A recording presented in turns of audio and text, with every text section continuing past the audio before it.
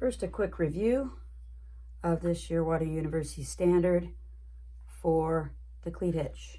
So, beginning with the line coming from the boat, we reach the foreign horn first on the dock cleat, and that is standard for all cleat hitches, as is grabbing the second horn.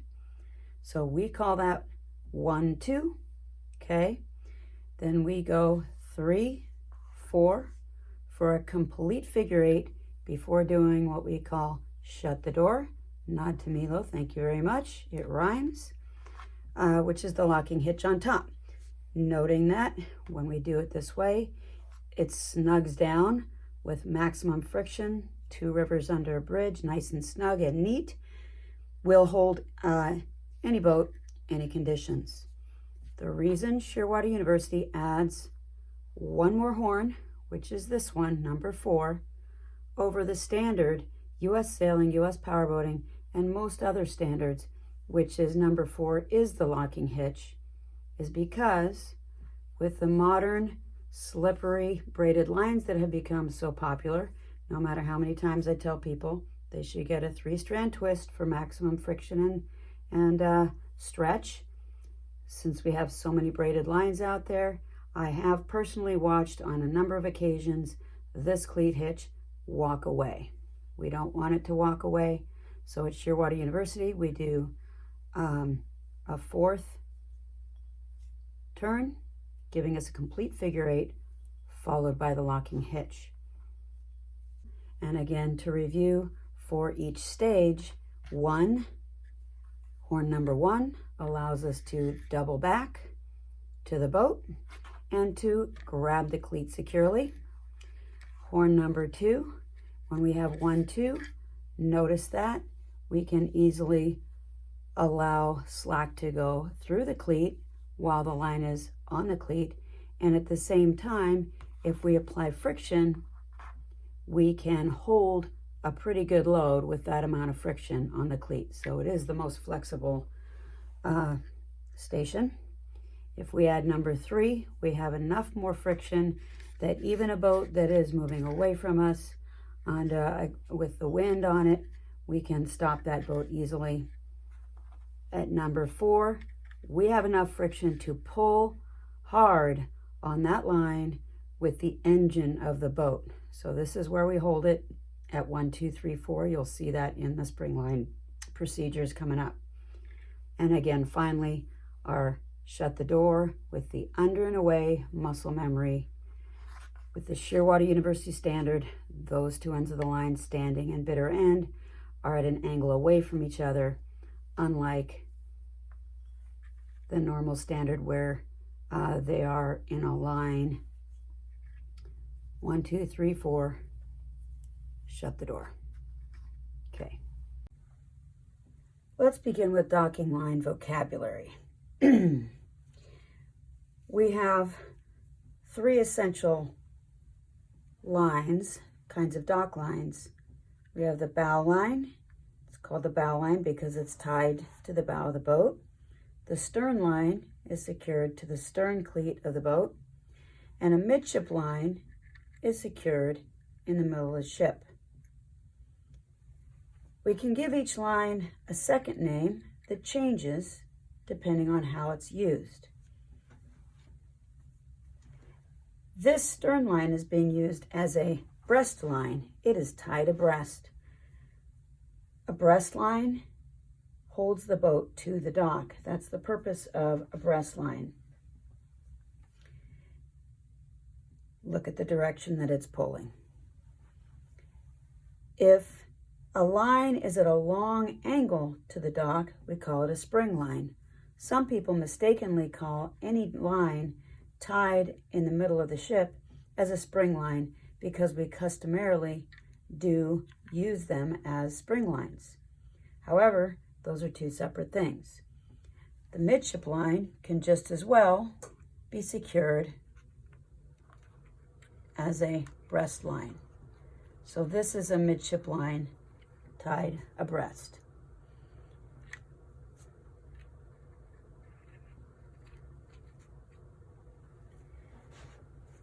In turn, the bow line can be sprung aft. The stern line can be sprung forward or sprung aft. Midship line can be sprung forward, midship line can be sprung aft. So right now, when our boat is secured to the dock,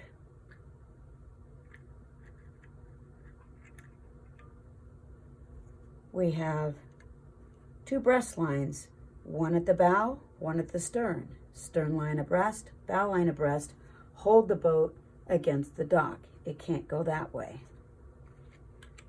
The reason we tie spring lines when we leave the boat is so that the boat can't be slipping forward and backward in the slip when the wind is coming from either of these directions. So the combination of two breast lines hold the boat against the dock, and two spring lines hold the boat fore and aft in the dock. This is how we want our boat to look when we leave it. They're passive spring lines combined with a couple of breast lines.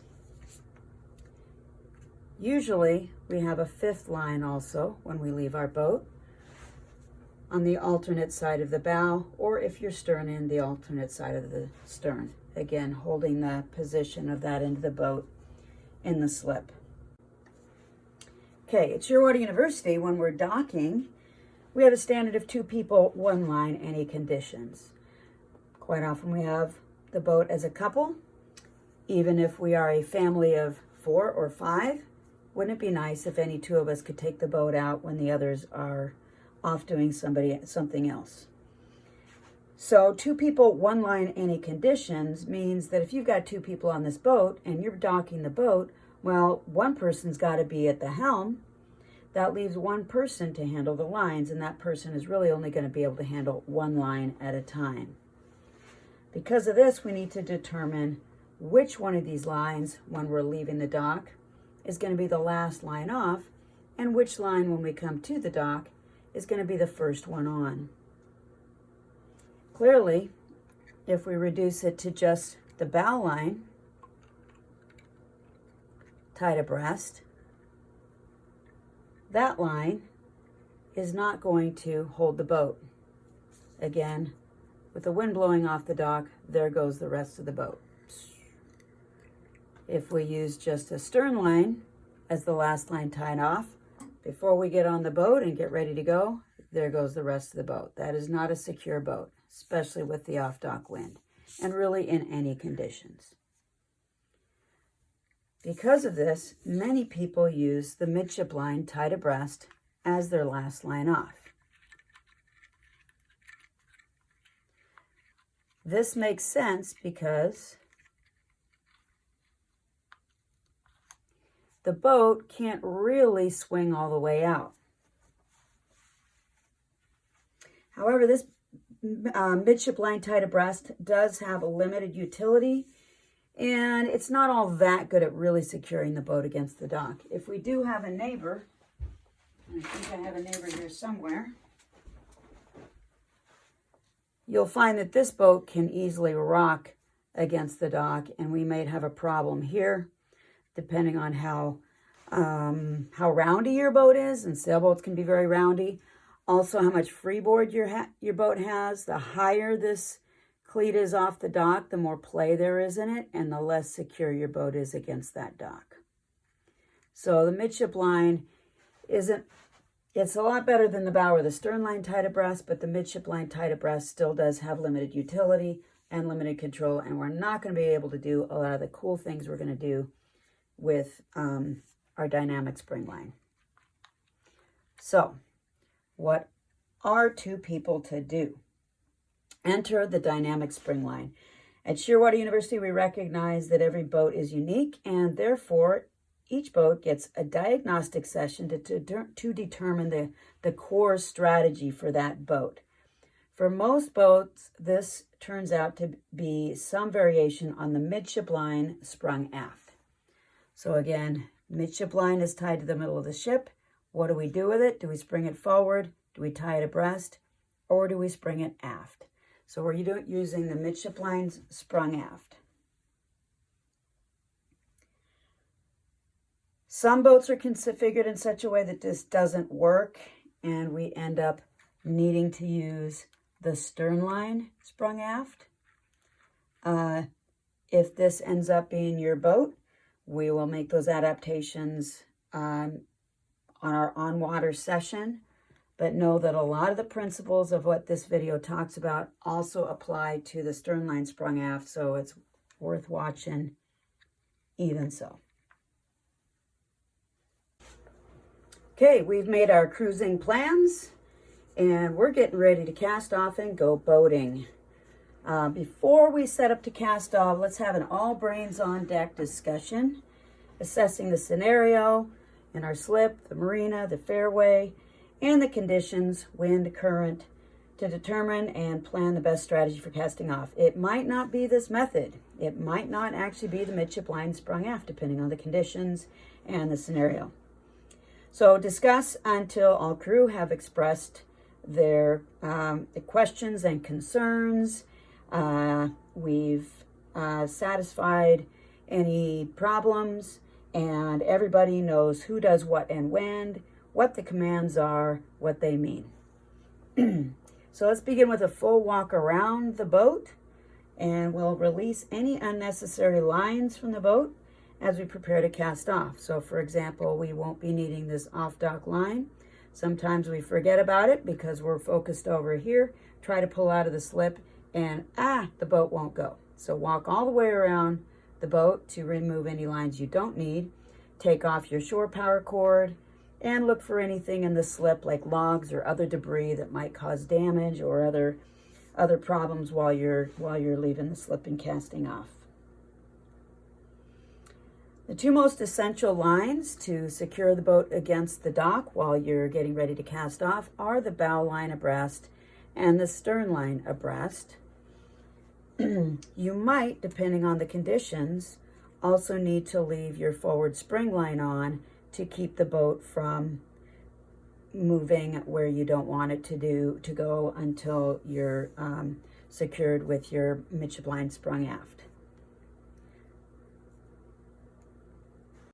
Which brings us to the first cardinal rule of docking with dynamic spring lines. Before you remove method A for securing the boat against the dock, you must employ and engage method B. So take a pause of the video, write down your first cardinal rule.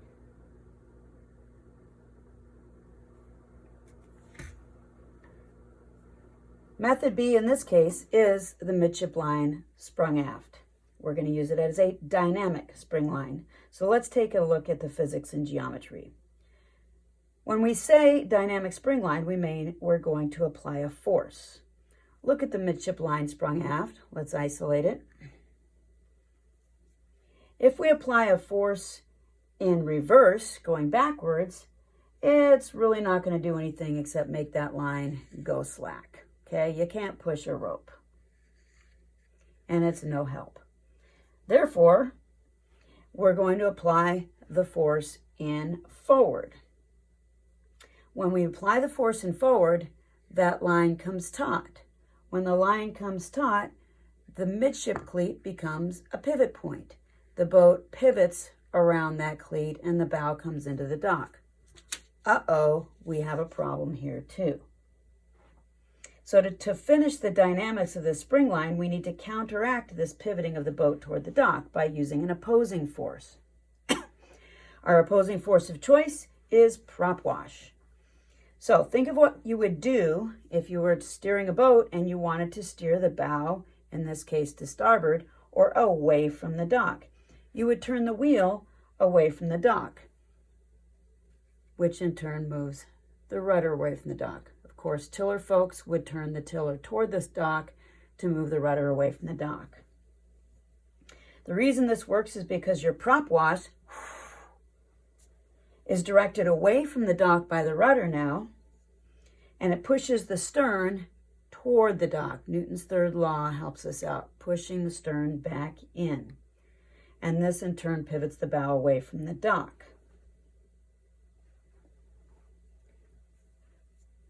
So now we have a balance of forces. How far we turn the wheel away from the dock, the rudder away from the dock, depends on the boat and the conditions. The goal is to line the boat up with the dock. So for twin screw boat owners, this effect will be enhanced by engaging just the dockside engine when you put an engine in forward.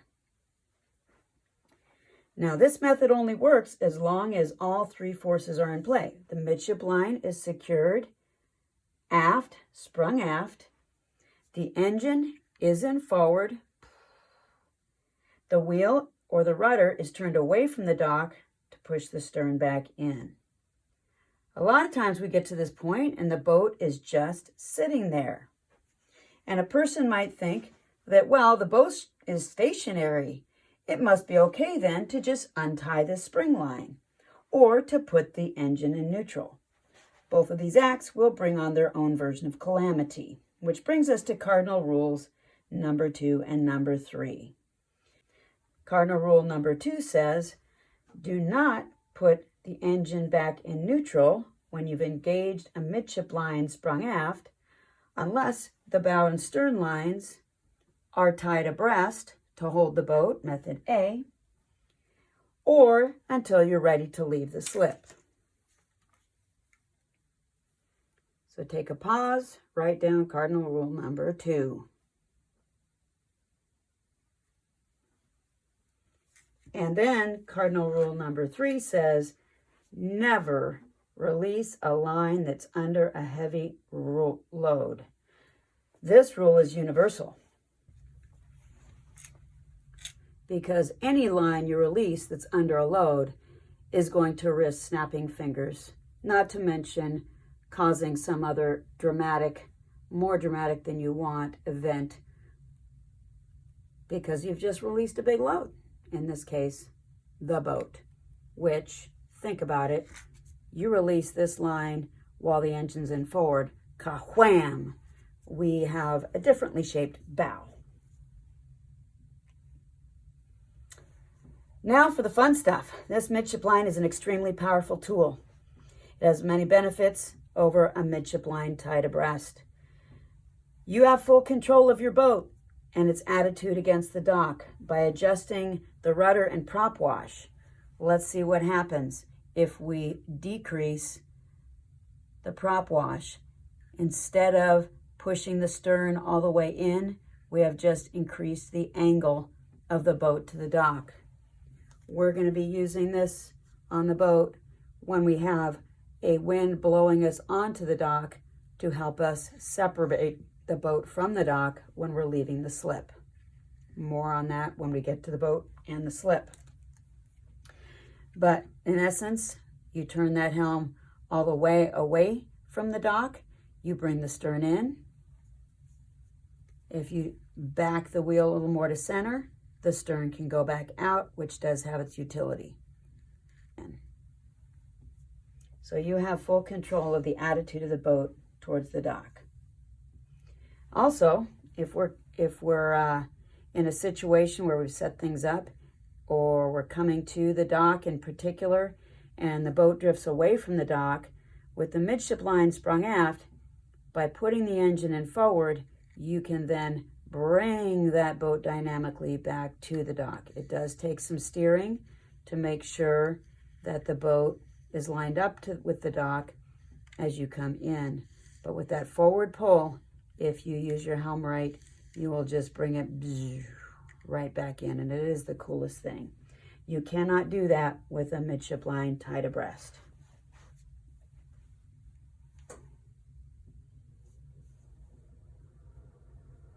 Now, one more principle before we put it all together. We want to cast off the last line with all the crew on the boat. This beats leaving someone behind, much less having them land in the water between the boat and the dock while trying to scramble on board as your boat pulls out of the slip. And this happens a lot more often than you may think. Bringing us to cardinal rule number 4. When casting off, double back the last line off so it can be released from on the boat.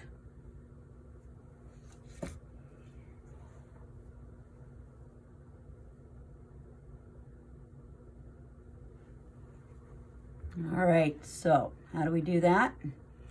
Now, when you set up your midship line sprung aft, of course you've got method A already employed. Otherwise, especially in this wind, your boat's going to go away.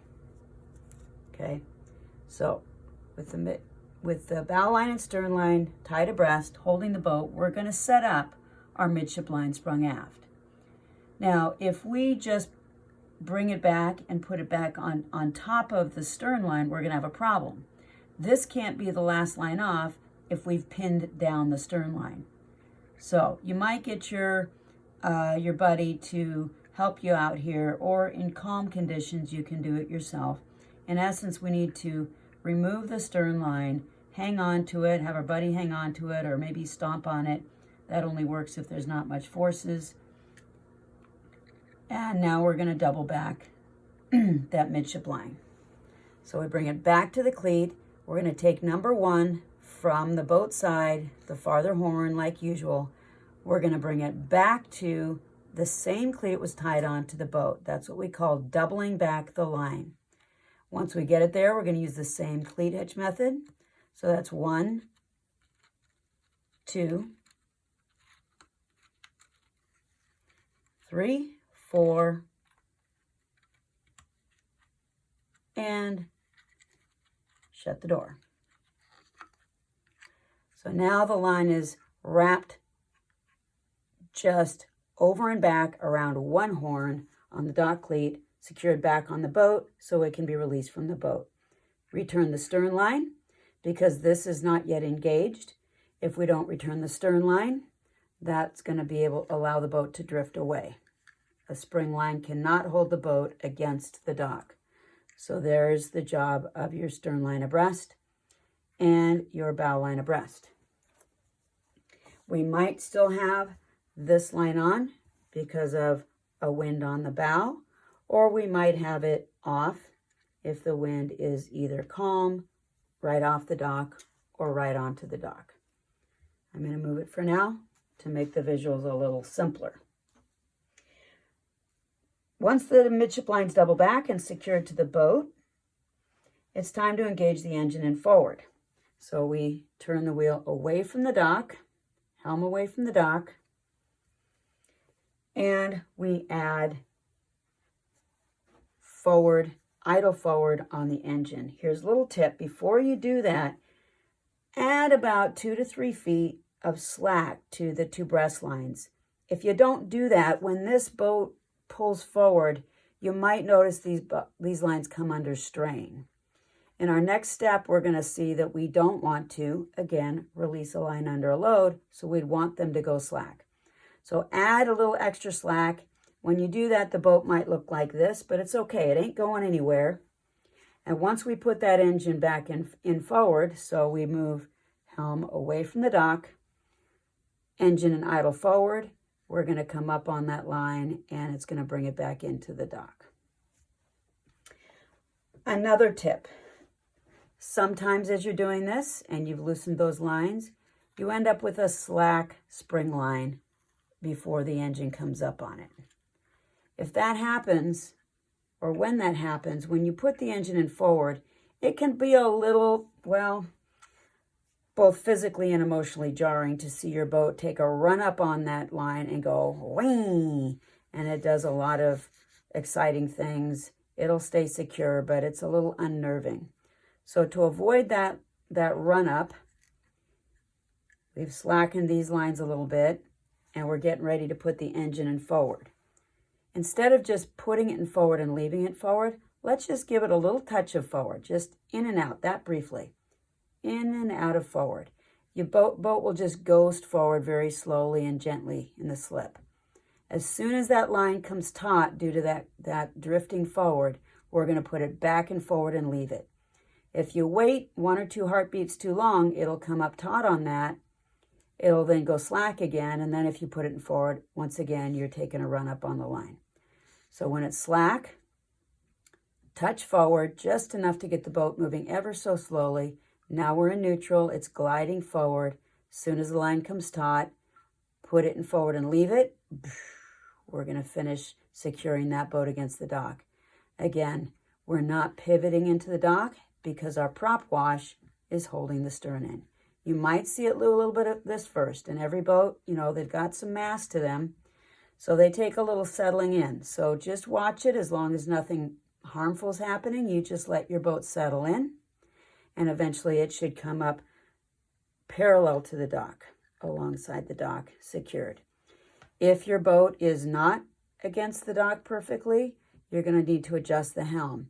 Either a little more helm away from the dock to push the stern in, or a little more, bring the helm a little bit back closer to center to bring the bow back in. So that's another wonderful thing about that midship line sprung aft under dynamic forces, is that it's very adjustable.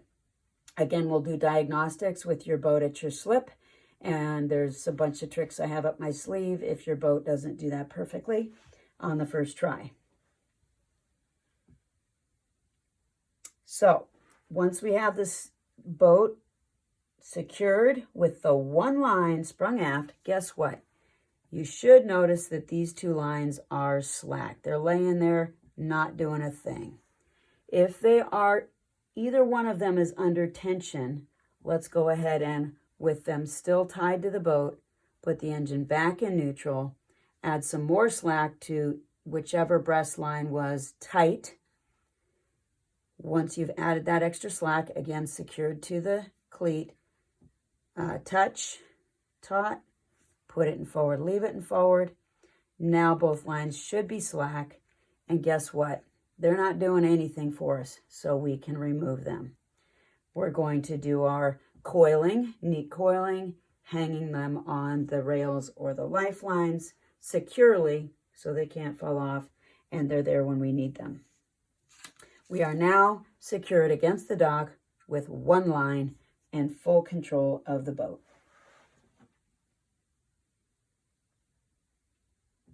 At this time, the line handler can step aboard. Because the stern's nice and close in, we can easily step aboard, and takes his or her position near the midship cleat.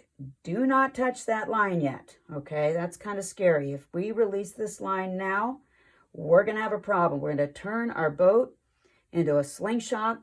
You untie that line with the engine in forward, and ka-wham, we hit the end of the slip. So don't touch that line. We're just standing in the position at the ready. So it's worth repeating Rule 3, which was never release a line that's under a heavy load. In this case specifically, do not uncleat the midship line until the engine is in neutral. It's under load. It's holding the boat secure against the dock. When the person at the helm is ready for casting off, both physically and mentally, knows what they're going to do next, that person's going to check with the line handler. Are you ready to cast off? Again, this is a yes or no question. Do not touch the line yet. When everybody's ready, we're going to take one last check of the wind direction. We might have to change our strategy if the wind changed. We're going to check the fairway for any traffic. Don't back out if there's traffic coming or clogging the fairway. When everything is looking good, then the person at the helm is going to put the engine in neutral, then report out. The engine is in neutral. Release the line. At this time, it's safe for the line handler, that line's going slack, to quickly uncleat the line from the midship cleat. We are still in neutral. We're going to remain in neutral until this line is clear.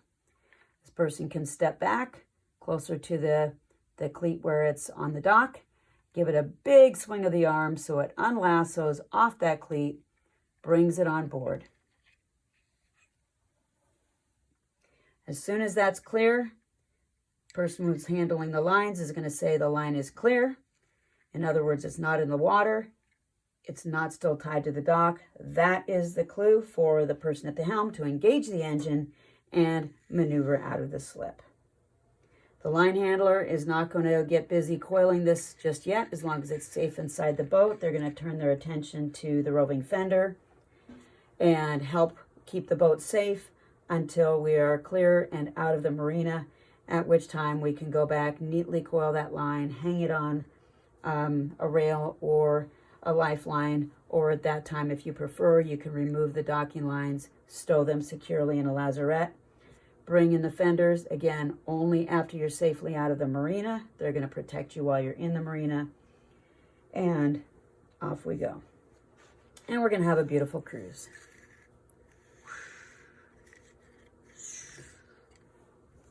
Now we're going to talk about coming back to our slip. We've had an amazing cruise.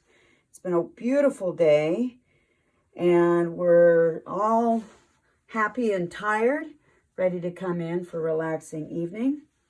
Before entering the marina, to keep things relaxed, have your all brains on deck discussion, assessing the scenario and the conditions, and to determine the best strategy for docking. Idle slowly toward the marina or in circles while you discuss until everyone knows who's doing what and when in the strategy, what the commands are, clear, concise, and meaningful. Address everyone's questions and concerns. You have a lot of intelligence on board, and it will help you stay safe. Don't enter the marina until everyone's ready.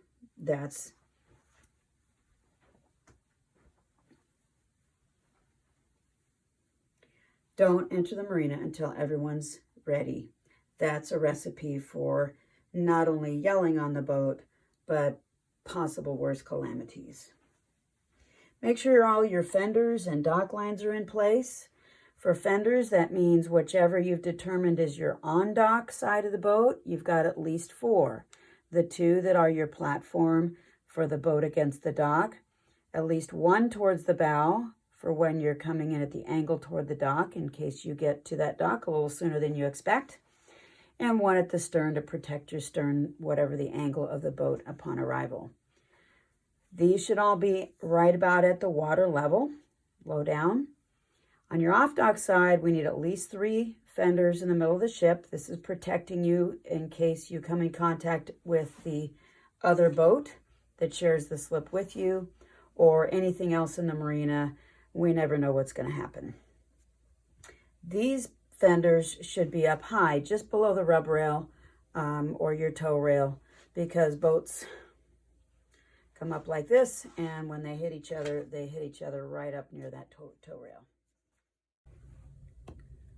We've determined in our All Brains on Deck discussion that we are gonna, when we come in, have an off-dock wind. That makes it especially important that we use the midship line sprung aft. It also means that we really have to have that procedure down well, because we're not going to have a lot of time to get the boat secured before it gets pushed by the wind into our neighbor.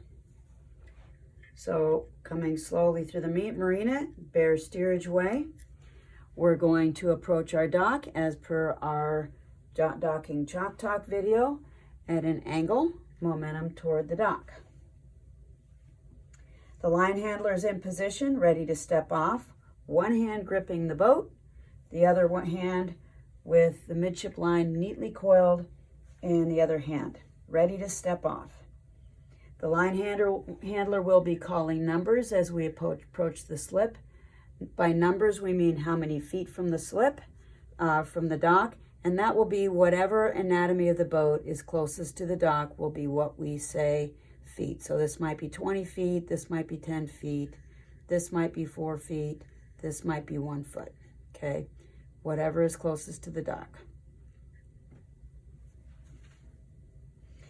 This will help the person at the helm a great deal, because it's hard to see from the helm how close we are to the dock. As soon as the line handler can safely step onto the dock, he or she is going to move immediately to the cleat that is where the stern will eventually be tied. If this is a bow end docking, that means the first cleat on the dock. If it's a stern end docking, it's going to mean the cleat that is farthest in, wherever the stern will eventually be. So this person gets on the dock and goes immediately back to the first cleat on the dock for our bow and approach. When the line handler gets to the cleat, we're going to drop any extra coils out of our hands so we can handle the line with 2 hands, and loosely wraps horn number 1 and number 2. Emphasis on loosely wrapped. That brings us to cardinal rule number 6. Do not ever try to stop a boat that's entering a slip using the line. If you pull on this line, let me show you what's going to happen. This boat is still on its way in. You wrap it and you do what all humans do instinctually. They get a line in their hands on a cleat and they pull. You pull on this line, the boat is still moving forward. Instead of lining up with the dock, the boat pivots on that line, and now you've damaged your boat and the neighbor's boat, and you've made your helmsperson pretty upset because they had a perfect 5-star landing until you pulled on that line. So it's very important you hold that line loose so that as the boat enters the slip, it can take line with it. So you're letting that, this is why we're at 1-2, so that you can let the slack go through the cleat until the boat is in position.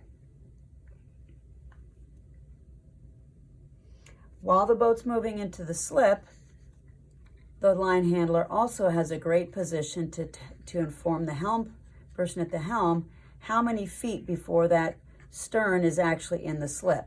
You see, if we stop the boat here, we're going to get a little damage to our hull right here because the fender's not protecting us. So at a minimum, we want to get that stern fender safely in, overlapping the dock, so we're protected there. If this is a stern-in approach, the line handler is taking up the slack as the boat comes into the slip and reporting to the helm how many feet before our stern is a safe distance from this dock. We don't need to get it snug up there, but we want to make sure the boat's mostly in the slip as well.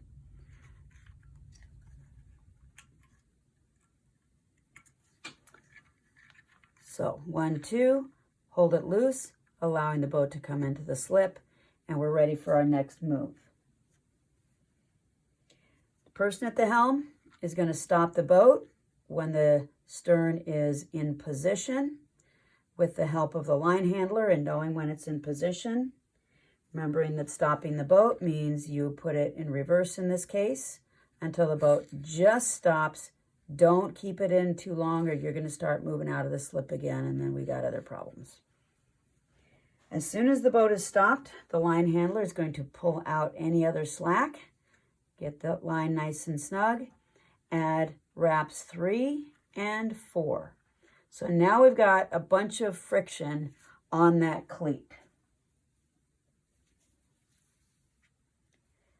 The engine is still in neutral. The person at the helm is waiting for that line to have sufficient friction so that the line handler can hold the boat before we put it in gear. Don't do the locking hitch yet.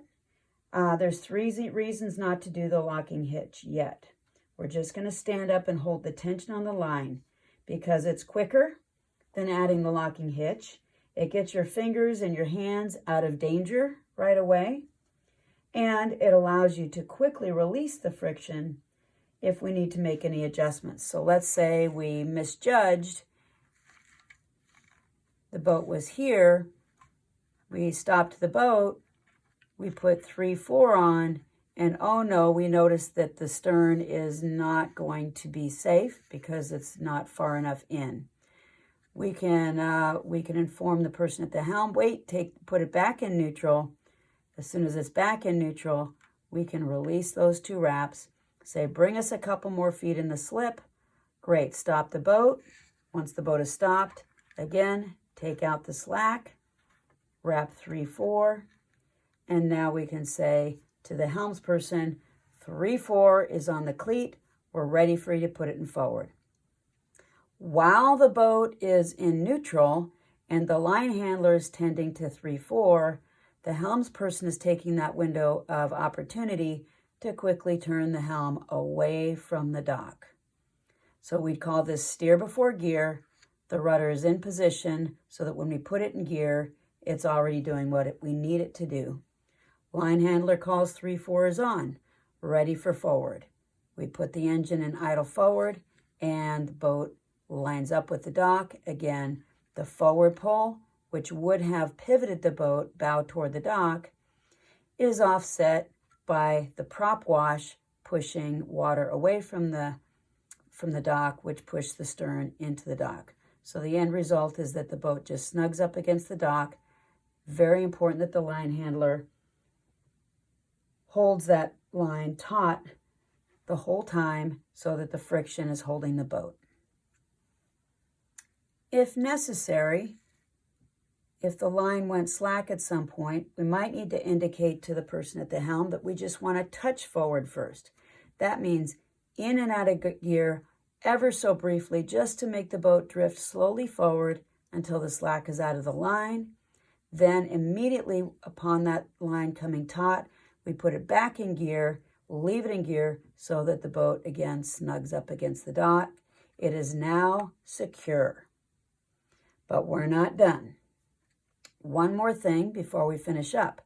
This might be your fun maneuver where, especially with that wind off the dock, as soon as we stop the boat, what's happening? We've got 1, 2 on. We need a moment to put 3, 4 on before we can put it in gear and secure the boat to the dock. In that short interval, guess what happened? The wind was pushing the boat away from the dock. We're getting really nervous. If the line handler's quick, we'll get 3, 4 on, ready for forward, but even in that short time, we've separated from the dock. No other line can do this. When we put it in forward, helm away from the dock, that boat is going to come right back into the dock. You might have to steer a little bit just to keep it lined up with the dock, and it is a beautiful thing to watch her come right back in under full control. As soon as the boat has done its settling, we're on the platform of those 2 middle fenders. The line handler, without releasing the tension, because that's what's engaging the friction, is going to add that locking hitch. Boom, shut the door. Snug it up.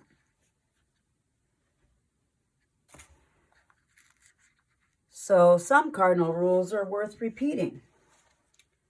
Don't make a run up on a slack spring line. Touch in gear to take the slack out first, then immediately put it back in gear and leave it. So touch so that we just drift forward while we're in neutral, then put it in gear and let it settle against the dock. Now we leave it in gear. The boat is secure. So now we are secure against the dock with 2 people and 1 line. It would be a natural thing to relax at this point because the boat is sitting so pretty. But be careful. This is another critical moment and worth repeating another cardinal rule that we talked about when we left. Do not uncleat that midship line until the engine is in neutral. You might think, hey, the boat's sitting pretty. I guess I can untie this line. If you do, what's happening? A, it's under load. You're probably going to lose some fingers or at least snap them. B, your boat, no longer held while it's in gear, is going to wham the end of the slip. So this dynamic stability here is only good as long as those 3 factors are in place: midship line sprung aft, engine in forward, helm away from the dock. Balance of forces. Which also means we should repeat another cardinal rule. Do not put the engine in neutral until method A is in place. Remember, that's the bow and stern breast lines. So while the engine is in gear and this midship line sprung aft is in place, honestly, we can take our time. We can relax, but we're going to keep the dynamic equilibrium going until we've added our stern line abreast and our bow line abreast. And if our off-dock wind is a little on the bow, we might decide that we need to add our forward spring line so we don't slide back in the slip when we put that engine in neutral. So now, with the bow line and stern line on, Again, to simplify the visuals, let's go like this. We can put the engine in neutral. Our spring line will go slack. The boat might just very slightly drift around a little bit, but the boat is secure on the bow and stern breast lines.